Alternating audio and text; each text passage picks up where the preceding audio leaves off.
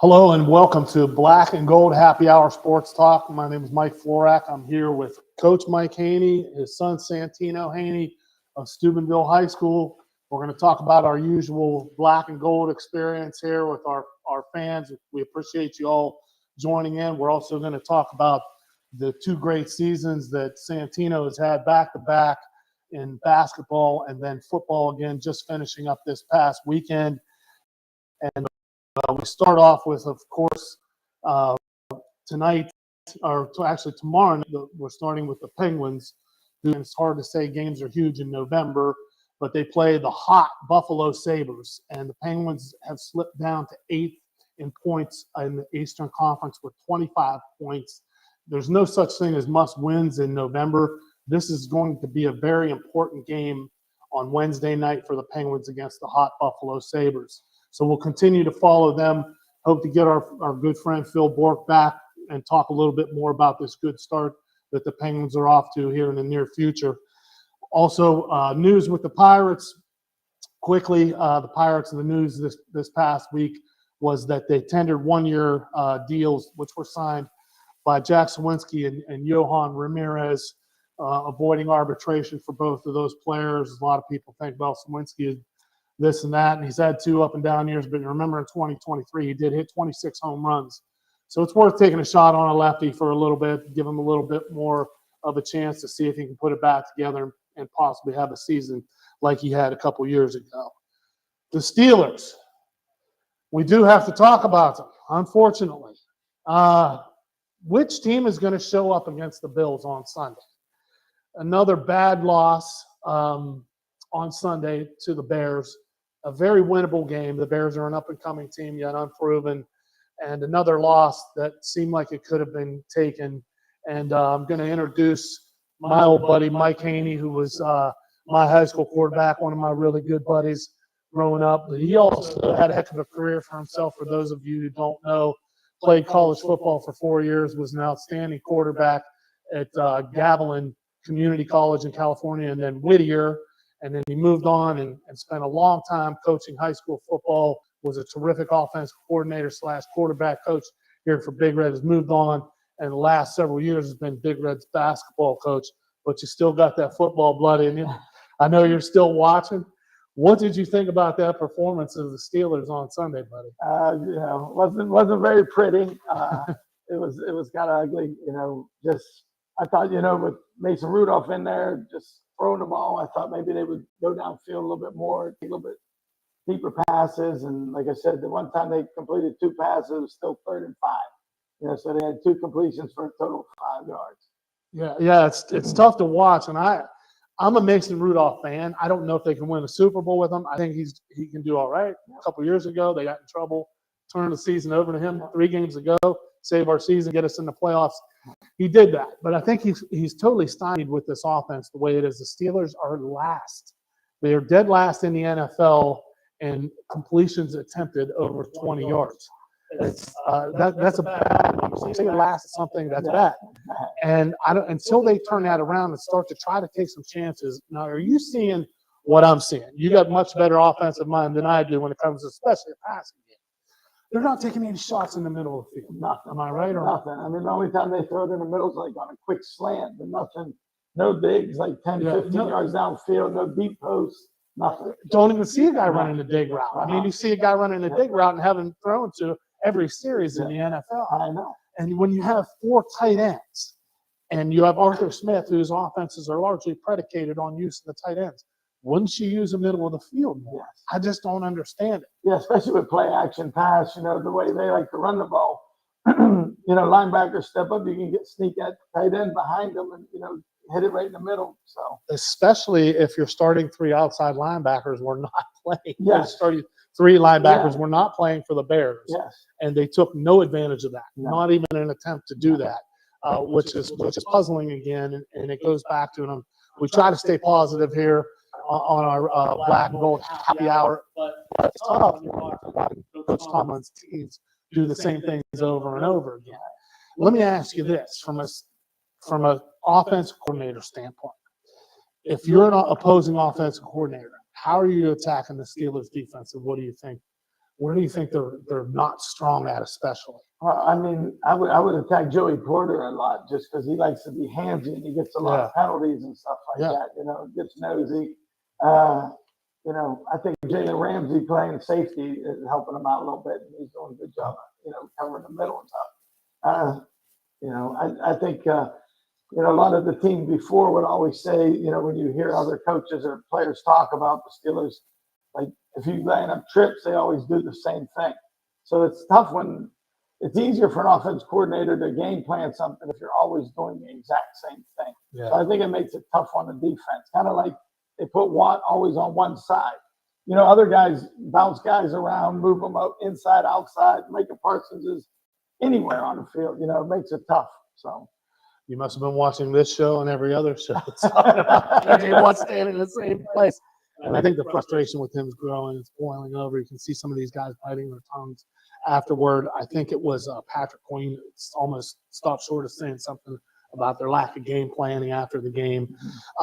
Whatever happens from here is going to be interesting because now they've fallen out of first place for the first time and into second place. So if the playoffs started tomorrow, they would not make it. They're going to have to put on a run here. The only two easy games they have left are the Dolphins and the Browns. Well, or I shouldn't say easy. There's no easy games in the NFL. The only teams that are having really bad seasons are the Dolphins and the Browns. Sunday, they've got Josh Allen coming to town with the Bills. That could get ugly if they don't shore some things up defensively. Then they also have the Ravens twice, who are playing really, really well. Playing good now. Jim Harbaugh, one way or another, he gets them going. John Harbaugh. John Harbaugh gets them going one way or another at the end of the season. I don't know how they do it. But the Steelers are going to have to change some things. Philosophically, they just don't make adjustments. This is another game where they lead at halftime 21-17 and come out just totally flat in the second half. I thought the game turned on, and you've a high-ranking coordinator position. You're talking about these things. I thought the game turned when the Steelers had two consecutive possessions that they forced turnovers, including the strip sack by T.J. Watt that was recovered by Nick Herbig for a touchdown, and then subsequently they take the ball down the field, and they have a 4th and short. And I was screaming, kick the field goal. You got your best ball. Right. No he's doubt. the best player because he's the right. best kicker in the league. Right. I mean, not that they don't have other good players, but he's automatic. Yes. Take the points. That would be 3 consecutive drives in a row, reeling off 17 straight points. The Bears, confidence that they're one of the giants of the NFL yet. He gets right there. And I think if you take the points, especially on the road, and now you're on a little bit of a roll and you've got them on their heels. Now they're a 2-score deficit, and they've got to start thinking about coming from behind. That's just where I thought another decision that was made by the coaching staff was like, oh, what are we doing here? But I'm going to keep rooting for them. Are you? Oh, definitely. How about you, Santino? Who's your team? I like the Steelers. You're a Steelers fan? That's great. Yeah, we're glad to hear that. But going to shift some gears now here, and we'll always talk about Steelers, Pirates, and Penguins. That's one of the main thrusts. But I thought it'd be interesting today to talk about one of the tri-state area's outstanding athletes, Santino Haney. Just was named the All-Eastern District quarterback here at Steubenville High School, coming off an outstanding 9-3 season. And I say outstanding because he started off the season 0-2. And tell us, what was that like? What were you guys thinking? Because everybody in town said, "Oh, this is it. Big Red's had it. Now it's starting to crumble." And we were talking about, I host a radio show also. We said, "Don't sleep on me," And I said, "Don't sleep on Santino Haney. They're coming back." I said, "I guarantee it. You guys made me look good, so thank you for doing that." But what was the move? What were you guys saying? Coming into the season, we obviously knew the first 2 games would be difficult. Yeah. Coming with Ursuline and then defending Final Four. Ursuline, they were Final Four. Yeah. And just knowing the task we had with our hands, and it was difficult. We put up 7 points in 2 games. Can't really do that offensively. I don't even think we had 100 snaps of offense in the 2 games, and it's hard for the defense to play close to 200 snaps of defense and not give up any points. Sure. But then I think the turning point was the second half of the Mooney game, and we came back down 14. I just think that was our momentum. Yeah. And that kind of galvanized your team. And then you had a Yeah. couple other comebacks, right? The first playoff game was a Well, comeback. Or no, were it you was guys ahead? 2 weeks before that. It was Okay. Canisius. Canisius, we were down 14 nothing. Then we were tied This it is the up last game of the 14-14. season or the No, this was game 9? This was Seventh? about Week seven, seven? yeah, week 7 Okay. or 8. So the playoffs are close to in jeopardy at this Yeah. point. You have to come back in this game too. So we were down 14 nothing, came back 14-14, and went down 14 more. They were up 28-14, and then we came back, just kept fighting. And I think that was the story of the whole season, just to keep fighting. Keep Like we were never out of it. And then at the end of the game, there was a 4th and 20. We got a few penalties, and we lost it down. It was 4th and 20 with 40 seconds left in the Something game, like that, yeah. and we capitalized and got the first down, and then we ended up scoring and winning the game. Yeah. You threw a almost miraculous pass. Does that pass and catch have a nickname yet, or is it no one breathed any life into that? We'll have to go back and look at the film and see if we can name that, because that was one of the plays that saved the season, and congratulations to you. But anytime that you start 0-2 and you face that kind of adversity, and then you make this a 9-3 season, go to the playoffs, have a great win in the first round, it's a successful season, no matter what anybody says. You're not going to win a state championship every year, not going to win a Super Bowl every year, whatever it is. But when you fight back like that and the odds are against you, there's something to be proud of. And I'm sure you guys are taking a lot from that. I'm sure that's going to resonate with you as you move on now. No rest to basketball, which you have even more accolades from: twice all district last year and your freshman year. So now moving into your junior year here, what can we expect from this team that you guys have?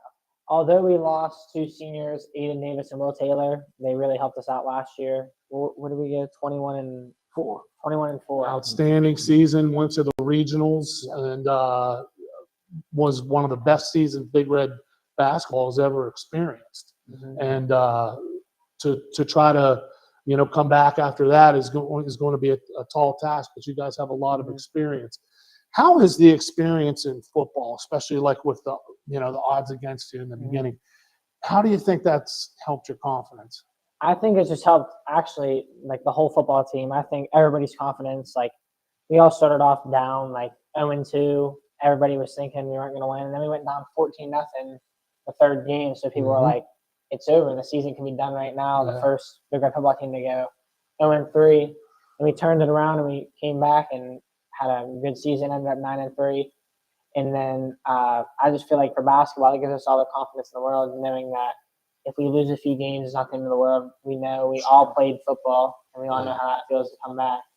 So all of your guys they were all football. How many guys on the roster are football players on the basketball roster? Probably about 18, Everyone everybody besides except two. for we got JoJo Ray, who played soccer. Landon was our punter, backup punter. Lawrence Luke. Who else? And Jermaine Moore. He didn't play any fall sports, but the other ones all played fall sports too. Wow. They played soccer, golf. Noka Keiko played golf. So we had everybody played except for 2 guys. Nothing in the fall. So as the coach, as the head basketball coach, how do you work out? How do you plan around that? You get used to it, here at Big Red, because I've coached football for years and everything. But so you just get used to being in the playoffs. I started my season. We're actually allowed to start tomorrow. The first game you're allowed to have, but I didn't start mine for like a week and a half till December 5th. Oh, okay. So you push. I always push it back a little bit. Yeah. Smart. We had a scrimmage on Saturday. We had a lot of no football players were there. Scrimmage that. Supposed to have one tomorrow. Canceled that. Now that football's over, we got like 8 practices before we open the season. So gave him today off. He did have rest today. He got today off. Good for you. Yeah, you look like you're fresh, ready to go. I'm going to brag on Mike here, Coach Mike, for a minute. He and I are the same age, even though I look, Dan, we're going to find my good side one way or another. It might be the back of my head, but okay, radio. My face made for radio. That's a good line, Dan. But Mike and I were the same age. We went all through high school together, football and basketball together. He was a tremendous, all the stories, a tremendous two-sport athlete. Himself was a quarterback, and then one of Catholic Central's all-time best quarterbacks in the Catholic Central Hall of Fame, and also our point guard. So he was leaned on pretty heavily, and that started junior year basically when you were the point guard. And I don't think any of the rest of us on the whole team could even dribble. So you weren't allowed to come out of the game. But that two-sport experience, do you ever as a coach say, God, I wish these guys were here? And then you think like, well, I wasn't. I was playing two sports myself. Do you ever? No, I never do. I always say, hey, enjoy high school, play as many, sports as you can. And that's the nice thing about being here at Big Red.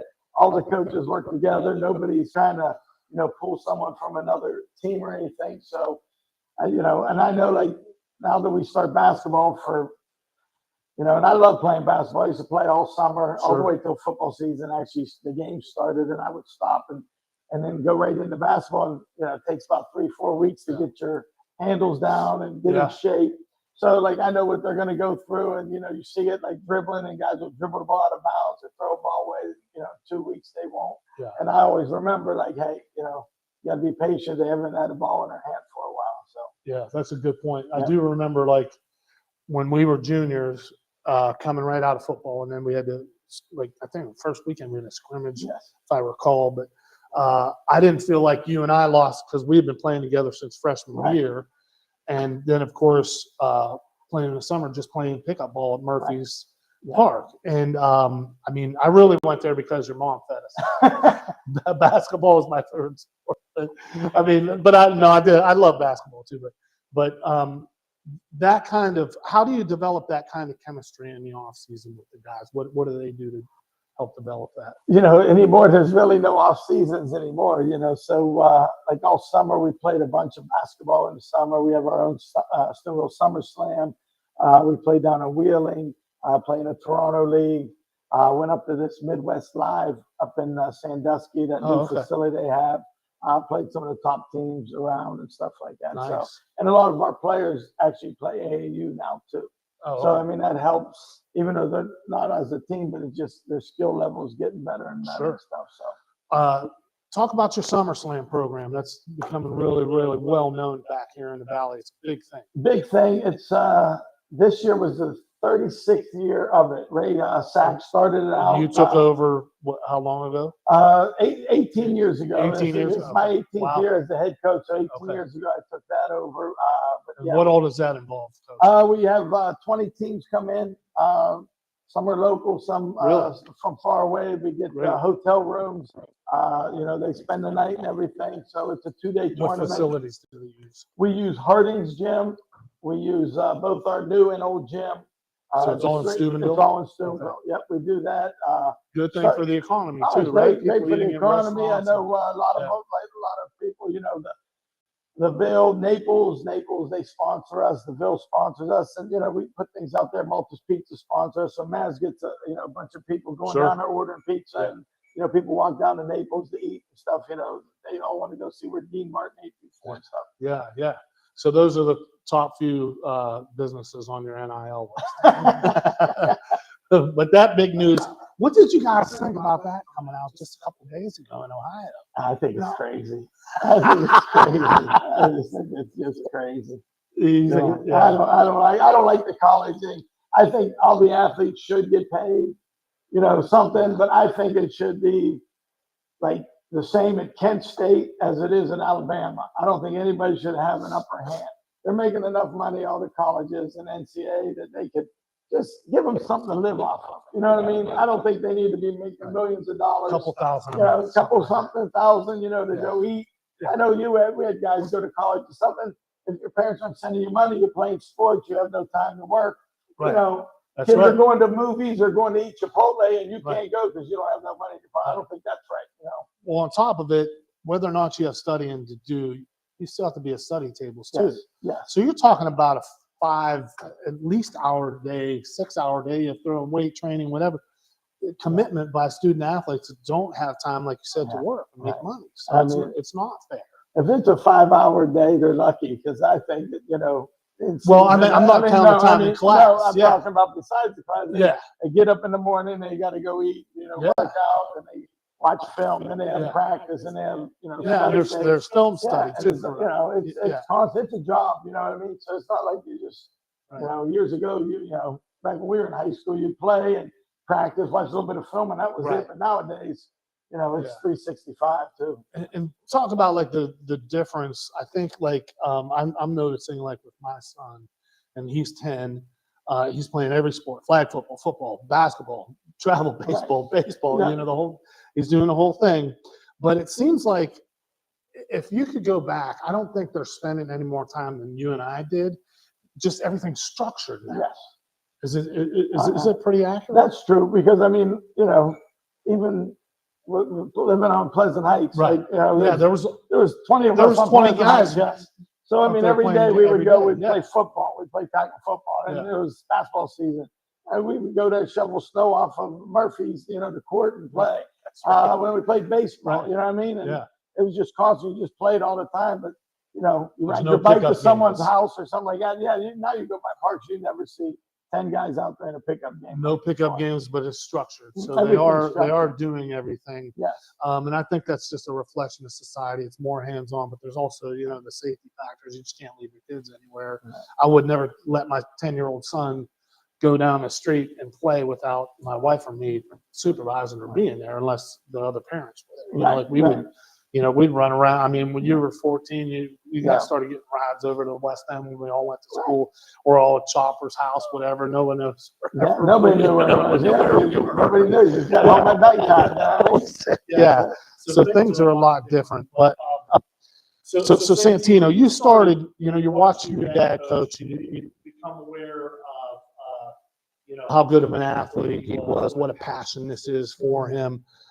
Take us back to how you first started getting interested and involved in sports. I would say ever since I was 4 years old. I remember. Right out of diapers, he became my ball boy. Basketball, football, those sports. I was there at every game, home and away, on the bus rides.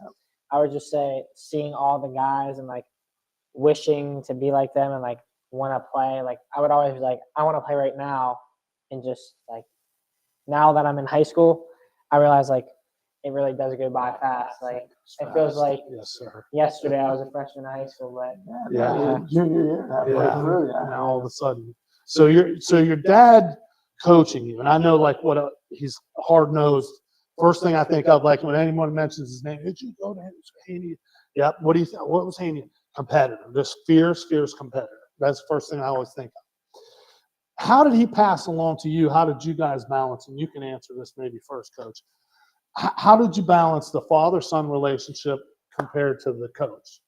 I mean, It was pretty much meld together. It's kind of together, but I mean, my thing is, you know, that like you said, I'm like hard nosed about stuff, but I just like to see people hustle and play hard. You know what I mean? So if you don't play hard, don't hustle. Yeah, that was you. I got problems, and you know, people say, "Well, coach don't like me." Well, I don't like lazy. You know, anybody's lazy on the court. You know what I mean? So he's always worked hard. You know, from AAU on, when he was, you know, second grade edge basketball, we started his first grade year. He always played hard. You know, he made dumb mistakes. I would yell at him. You know, so that's all always. But you know, as long as you play hard, I can live with everything else. Yeah, that's hustle. That's a great philosophy. And share the ball. Share the ball. Don't be a ball hog. That's fair. You know, play hard and not give the coach any problem. Be a leader. You're looked at as a leader. You know, you're a guard. You're the quarterback, just like your dad was. So those are leadership positions. You're calling out all the plays. From your standpoint, Santino, what's the discourse like? Do you ever say like, "Dad's on me again," or whatever? You know, or it's my dad. I gotta please my dad. I gotta please my coach and my dad. Now you got a double whammy because you got twice as much expectations on you. How do you feel about those things? I would just say, like, growing up, I always saw how hard he was on, like, the best player, like, who it was, like, Chris Smith. He was one of the best players on that team, and he was always really hard on him. Like, I got to see how hard he was being on him, and I was like, that's what it's going to be like whenever I get in high school. Like, he's going to be harder on me because I'm his son and all that. But just knowing that no matter what, if I just play hard, I mean, all you can do is play hard. Shots won't fall sometimes, but just knowing that I tried as hard as I could, just knowing that. Sure. Yeah. Mhm. Now, so then you decide you're gonna become a quarterback, and you're talking to Dad about, what do I have to do to make myself better?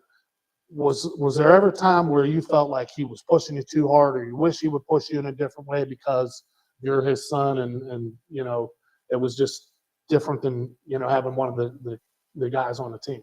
No, not really. I've always just been really thankful that he has as much knowledge that he does about football and basketball. Got a coach in the house. Yeah. Yeah, that's awesome. Because I've got this thing where my son, I'm coaching him in flag football and baseball and everything, and we got to a point when I told him, he started asking questions when he was 7. I don't know where this came from, but he said, "Oh, I want to play in college. What do you want to play?" "Oh, I like football and baseball." Okay, well, I'm going to tell you what you need to do. Right. I understand it fairly well, but I'm going to be hard on you at certain times, and I don't know any other way to do this. Right. You're going to do the things I tell you, and I'm not going to waste any time arguing with you. Right. Okay? So we got to a point a couple times where he started to work on getting off the tee and doing those kind of things. And I'm saying, okay, well, you got to do this. And one day we're out in the driveway, and he's said, "Well, you got to do." I don't remember what it was. Do this with your hands. He said, "I don't think I want to do that. I don't want to do that." I said, "Okay, I'm done. I'm going upstairs. I'm not going to coach. I'm done. I want you to do what I say." I'm walking, starting to go upstairs. Wait a minute. Come back. That happened twice. Since then, it has not happened at all. Right. And he listens to everything. I'm very blessed that he listens to everything that I say. And he's been a great kid about it. Did you guys ever have on a point like that where there was he touched you a little bit? I mean, not really. I mean, we would started COVID, but he always had a basketball in his hand, football, whatever. Yeah. I said I feel bad, thinking about Christmas. I don't think he ever got a real game gift besides a ball. What It was else always is like there? a ball. What do you mean? I thought those were. I know. I mean, never got him If like my a wife's watching, Legos we've been or doing this anything wrong like for that. 10 I mean, I don't think he knows how to even put a Lego together. So he's like me. So, but Good man. yeah. So COVID came and he was like, "I want to shoot." And he was loved Kobe Bryant. So he wanted my to son loves too. Yeah. So we said, all right. So we would go and we would shoot, every day, and he tracked his makes. We don't track shots because you can shoot 100,000 shots. If you don't make any, we're good. So he made during that COVID time, it was like whatever 6 months, whatever it was, and he made 25,000 makes. Wow. Yeah, and this was COVID was what? Sure. 21. 20. So, 20, 20. yeah. So about what? Yeah. 6 5 years years ago. Yeah. So he was probably what? 5th or 6th grade. 6th grade. So, but he had it on his, and he wanted to do it. Sometimes we would shoot if he was, didn't take it hard doing it, and I would do the same thing. Like, I'm not wasting my time or your time. Let's just go home and then we'll do it another day. The same thing. Like, no, we'll do it. And he did it. He worked hard. So, So you never tested him? No, not really. You don't have anything planned in the back of your head? No, he might have it. That's why he's lifting all the time. Well, hey, old man strength goes a long way. Remember that. Yeah, they got to take it sometimes. I don't sleep much. That's right. Yeah. I know how proud your dad is of you, your mom, and everybody, like all of us, his old buddies. We all follow you very closely. We're looking forward to this basketball season next year with football, and then as you go on and playing college someday. Now, Mike, you played in college. I played in college. Santino, you're looking to play in college. I want to finish. I want to finish the program today as we normally do with recruiting advice. So I've got the whole dynamic of situation here. Okay, Mike Haney has gone through this as an athlete himself. He's gone through this as a coach, helping your players get into college. You spent some time coaching it. Did you coach at college for a year, a couple of years? I coached, so you recruited. I did GA. Yes, I was a GA, and I was the guy right. that used to, when I would go to, I played in Europe, and then I'd come home and GA. So when I was GA, and I was the guy taking everybody, since I went to school there, I would take them on campus and do that. So I did the recruiting. Yeah, social director. Yes. Yeah, you were a great social director. but you've seen this from all sides, okay? Here's one of the things that I've thundered about when I've been asked, since I've been out, and it's been It's been 15 years since I've been a coach at the college level. But I always say play, like you said it earlier, play as many sports as you can. Santina, what do you think some of the benefits are as far as the practices for football and how it helps you be a better basketball player? I would just say like football, like AAU, whenever I go travel, like anywhere, I notice that I'm more physical than most of the other guys. Okay. And I think that's for football. And like he even noticed it, like whenever I was in 8th grade, I was like 5'7", and I'd be like one of the shortest guys on the court. But I'd come down with a rebound over a guy who's like 6'3", just because I'm stronger than him from football, from lifting. And like most of the guys don't even try to lift anymore. Yeah. Like basketball players, they're just basketball only. Wow. And that's all they do. Huh. No other sports. So the physicality and how about the mentality too, a little bit, because you're used to, let's face it. I mean, football is a physical sport. You get hit in the mouth. Let's hit the other guy in the mouth. He's going to hit me in the mouth. Mm-hmm. You're going to hit in the mouth sometimes by accident in basketball. Mm-hmm. How does that help you say, I'm going to get up? It's no big deal, is it? Yeah, it's not as big Whereas as other guys might be like, oh my God, yeah. I would say it's not as bad because going through football, I've been hit, especially this year. Like, I've never been hit. He took a couple this year. I've been hit, but I've never. Yeah. A couple of my fault. I'm sorry.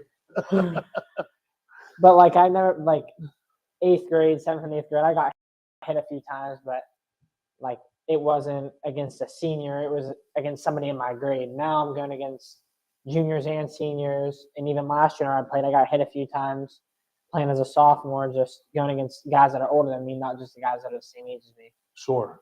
And you, as a young player, you're all Eastern District in basketball. Then you come out and repeat it with another great year last year. When you're going to have that target on your back, how does that make you feel, knowing you're kind of a marked man and the other team's game planning for you? I would just say it makes me feel like I would have to work harder, just knowing It's that. a good motivator. And get in shape, because if I run around the whole time and just make the guy who's guarding me tired, it's hard for him to guard me. Yeah, that's a great philosophy there. Coach, when you're talking to other kids that, that I'm sure they ask you for advice, some of them say, I want to play something in college. It may not even be basketball, may not even be football. What are the things you tell them about playing multiple sports? I just think, multiple sports, it just helps you, just the team aspect and the competition. Mm-hmm. That's what, if you look at all the articles in, Notre Dame, Ohio State, you talk about who they recruit, 85% of them guys are multi-sport guys, and they say they like, that. And you get into real life in the business world, in that people want to hire athletes because they show up when they don't feel good. They show up on time, if not early, because you can't be late. You play sports, you come in late. The one guy in the NFL showed up late for a meeting. He's been out 2 weeks. He's on the practice squad now. You learn. If you're a slow learner, you don't make them money. Right. But as an athlete, you're used to that. You're used to it, and you're used to adversity. Like your football team, I think adversity helps you build character. You know what I mean? They were resilient, and I think I talked to Reno after a game. Hey, the Canisius game. Like, hey, these guys are resilient. They don't give up. He said it'll carry over, to the next sport. It'll carry over when they go to college and later in life. They just keep fighting. Yeah, and you talk about Reno and you and your style and just the way that we were raised, with Coach Manny and Coach Bain and Coach D'Angelo, everybody that Coach Walensky, all those guys that we played for, and of course Post 33, and you're related to the Vaqueros and Andrew Caro and everybody. It was discipline, and you better be able to take criticism. Oh yeah. Like how important, and it's constructive criticism, but a lot of people can't take that. Right. When you're a two-sport athlete, you're in so many practices, you're bound to get criticized. You're bound to fail because you're just doing that many reps and going through that many practices. Talk about how those guys are a little bit more, wanting to get better, wanting to have some feedback and criticism. Right. I mean, guys who want to be great take the criticism. You know what I mean? Right. They want to learn. They want it. Average player, like below average players, they don't like the criticism. It's someone else's fault. They point at someone else. So, you know, we're lucky that a lot of these guys are like multi-sport guys. A lot of the Sure. guys we have want to go play college. So they're used to, you know, getting constructive criticism and stuff, you know, just, you know, like we always say, film don't lie. Watch it on film. Like, hey, I did this. No, you didn't. You know, it's right here on film. You didn't do this. That type of stuff. Yeah, yeah. Oh, that's cool. Yeah. So yeah, as you move forward to this, now you've got a little bit of time off. I wouldn't say off. You're going to be back at practice tomorrow, refocusing on this year, this basketball season, hitting the ground running, expecting to have another great year, turn over again in the fall football, and then a senior year in basketball. Finish the sentence for me. I'd be happy with my high school career If we won a state championship or even a regional championship, just I think like we all want to win. In this year football, made it to the regional final, got met with Watterson, who is probably going to win the state championship in Division III. Yeah. And then I think basketball last year, we all had that bad taste in our mouth from Hartley. We didn't really give him our best shot. We had 2 days off, but one day, but played Sunday night and Tuesday. Yeah.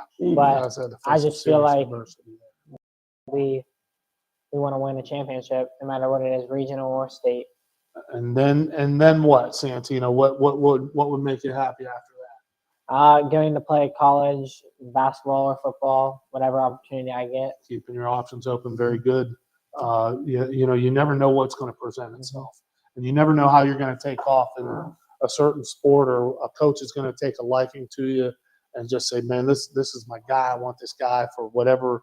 You know, whatever it is. And I just applaud you guys for the relationship that you have. It's been very much fun to watch you. We're looking forward to watching this next year and a half. And you guys are doing a great job being great examples. And now you hear it here, because we give this recruiting advice at the end of the program. Play as many sports as possible. Keep playing. Stay active. You have taken how many days off since football? This is before you started basketball. One. Okay, so you get 1 day off. And on Thursday, you're going to eat some turkey, right? Yep. Okay. So you get maybe 2 days off. No, we practice Thursday morning. We only got 8 days. Well, We only got yeah, 8 days for our first okay, you game. gotta So run that, everybody yeah. else been 30 days in, so we Yeah. got to catch up. You fill it back up with pie and turkey, That's right? all. So take that to heart, because we always talk about our, you know, what can you do to further yourself if you want to play at the next level? Because many kids that play at the high school level start to think about that, but it's only 7 to 10% that get a chance to go on. It's like 3%. Yeah, well, I mean, level. that actually try to play. Oh, You know what I mean? right, Yeah. right. Yeah. So those opportunities are there if you try to go after them. If you let them pass you by and you say, this is something I think is too hard, or something that, you know, I'm going to be too busy and that kind of stuff, then stop thinking about that. You have to stop thinking about that. Right. You can do this, and you can probably find a place to play if you try hard enough. There's many junior colleges out there and those things. Yeah, that's the thing. I mean, I think, you know, everybody growing up, I mean, when I was St. Anthony's quarterback, I wanted to go to Notre Dame and play. You know what I mean? But you got to be realistic at some point and be like, hey, I got an offer to play somewhere. Right. You know, it doesn't matter D1, D2, D3, NAIA, junior college. Go where they want you. Go where they want you. I always tell him, go where you want it. You know what I mean? That's it. They can tell you all kind of stuff, but if they That's don't want best. you and they don't really give you any time of day, don't go there. But if you go D3, they don't have, you know, scholarships. But all of a sudden you go there, you're getting a grant and aid, you're getting this, getting that. It's not called a scholarship, but you're not paying as much if you just went to school there. And that's what kids got to understand. Yes, and that's a good point, because I spent time coaching Division III. I spent 3 years Yeah, out of my 17 years as a college coach. I spent 3 years at the Division III level, and I could advocate with our admissions people, say, hey, we need to trim a little bit more off this price tag for this guy, because I really want him. And they would work with you. And you have to have that coach advocating for you, because if the coach has a voice and he is respected at that institution, they'll be able to work that way. There's no doubt. And whether it's the best thing you said, I think it was the best thing anybody said on this show. Go where they want you. Go where the love is, right? And that's what you have to do, because bottom line is, You want to. Yeah. And I hate to say this because I taught communication courses at the college level for 19 years. You're going to get a good education at most of those places. Right. Right? Right. I mean, they're all, Yeah. they're accredited. They're all this. Right. Some of the Yeah. networking's better. If you have an MBA from Harvard Business School, you're going to do pretty well. You're Okay. pretty good, right? Yeah. But other than that, I mean, you Yeah. get a degree, you get a degree. You want these next 4 years of experience or 5 years or whatever it is to go travel, go make new friends, compete more, Yes. see how good that you can get, and take those memories into the rest of your life. Exactly. Yeah. Exactly. And that's what we all hope from you. What else? How are you guys going to spend the holidays? A lot of family. Your mom's cooking up a huge Yeah. feast, I'm Yeah. sure. Cleaning Other than first. We got to do all the cleaning. Cleaning for the cooking, and the cooking should be cooking. We got about 40 people coming over. Wow. So we got like 4 turkeys cooking. So all we'll be the eating a lot. Cecinis from Fallins beer. All the coming up, followers. yeah. Yep. So Fallins, there will be no traffic down by my house. 'Cause all the Exactly. Cecinis. So I'll be over. That's great to hear. It's always fantastic to spend time with you guys. Really appreciate you being here. Wish you all the luck and success in the world. Keep up the great work. And we'll be back next week on Black and Gold Happy Hour Sports Talk. Looking forward. Pretty soon we're going to have Greg Brown back with us. We'll have Phil Bork, the old 2-9er, with us sooner or later. Stay tuned for some announcements. And you heard it here about the recruiting advice. Go where the love is. Play as many sports as you can. Experience all the things that you can do. And, we would love to keep talking about this. Give us your feedback. Like us, follow us on Facebook. We're Facebook Live right now. Dan, still? All right. So we didn't mess up too much. We got to do something to mess up. I need to knock this over and spill this. But like us, please follow us. And most of all, follow God, follow the dreams that he puts in your heart, and you won't go wrong.